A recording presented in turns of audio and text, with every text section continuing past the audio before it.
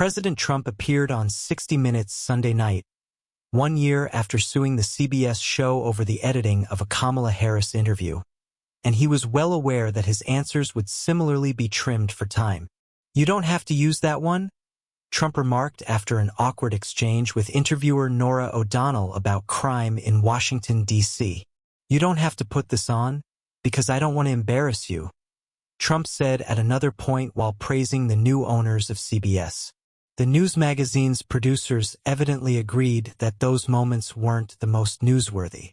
CBS News aired about a third of O'Donnell's sit-down with Trump on TV and posted most of the rest on YouTube. The network also published the complete transcript of the 90-minute interview online. Both the TV broadcast and the transcript showed that O'Donnell sought to make the most of her time with Trump, pressing him on cost of living increases, foreign policy challenges, the government shutdown, and other topics. O'Donnell asked pointed questions. "Are we going to war against Venezuela? When will you declare mission accomplished on immigration? So you're going to send the military into American cities?" During a couple of key moments, O'Donnell pushed back on Trump's talking points. For example, noting how when the stock market is doing well, that doesn't affect everybody. Liberal commentators criticized O'Donnell for not interjecting and correcting Trump more often, reprising a decade-old debate within media industry circles about how to interview Trump. Norah let Trump lie and lie with barely any pushback or provision of corrective facts, former MSNBC host Joy Reid commented on Blue Sky. But it was not exactly a cushy interview, and O'Donnell's questions generated lots of news. In one clip that ricocheted around social media, Trump said immigration raids in the U.S. haven't gone far enough. In another viral clip, Trump said, "I don't know who he is," when asked about Binance founder Changpeng Zhao, whom he pardoned last month. Trump seemingly had little to say when O'Donnell brought up those that are suffering with cost of living increases and saying they're living paycheck to paycheck. He suggested people should blame his predecessor, Joe Biden, and made generic pledges about lowering the price of gas and fixing healthcare. "But Mr. President, with all due respect, you've been talking about fixing the healthcare insurance plan since 2015, O'Donnell said at one point. "Sure. And you can't do it because of the Democrats," Trump responded.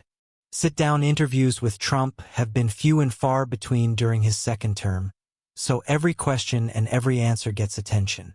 And Sunday's 60 Minutes interview was even more noteworthy since Trump cares deeply about the news magazine but hadn't said yes to an interview since 2020.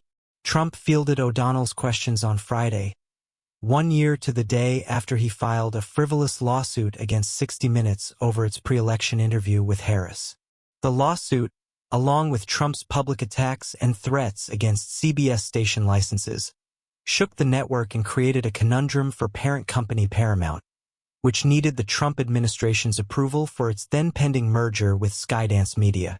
The Paramount board decided to strike a settlement deal, paying $16 million to Trump's future presidential library to end the litigation.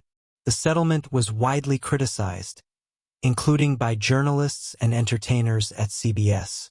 The Late Show host Stephen Colbert likened it to a big fat bribe. Colbert's show was canceled soon thereafter, in what the network cast as a financial, not political, decision. Within days of the settlement being finalized last July, the Trump administration approved Paramount's merger with Skydance Media, clearing the way for Skydance boss David Ellison, son of the Oracle billionaire. Trump has kept tabs on the Paramount ownership change and has expressed hope that CBS will be fairer as a result. "Larry Ellison is great, and his son David is great. They're friends of mine. They're big supporters of mine," Trump said last month. "They will make the right decisions," he added. "They're going to revitalize CBS, hopefully. They'll bring it back to its former glory." Trump also flattered the Ellisons during the 60 Minutes taping, saying, "I see good things happening in the news. I really do. And I think one of the best things to happen is this show and new ownership, CBS and new ownership. I think it's the greatest thing that's happened in a long time to a free and open and good press." Trump specifically brought up David Ellison's recent hiring of Bari Weiss as CBS News editor-in-chief, albeit not by name.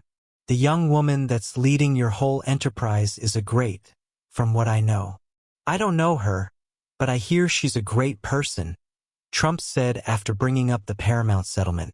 This is one of the parts of the interview that Trump suggested could be trimmed. Trump falsely said 60 Minutes was forced to pay me a lot of money, when in fact the settlement was a corporate calculation. CBS could have decided to fight the lawsuit in court, and many legal experts believe the network would have won.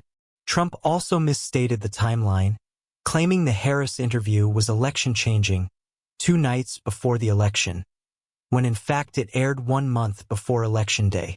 CBS disclosed the settlement controversy in O'Donnell's introduction to the interview broadcast on Sunday night. She noted that the settlement did not include an apology or admission of wrongdoing.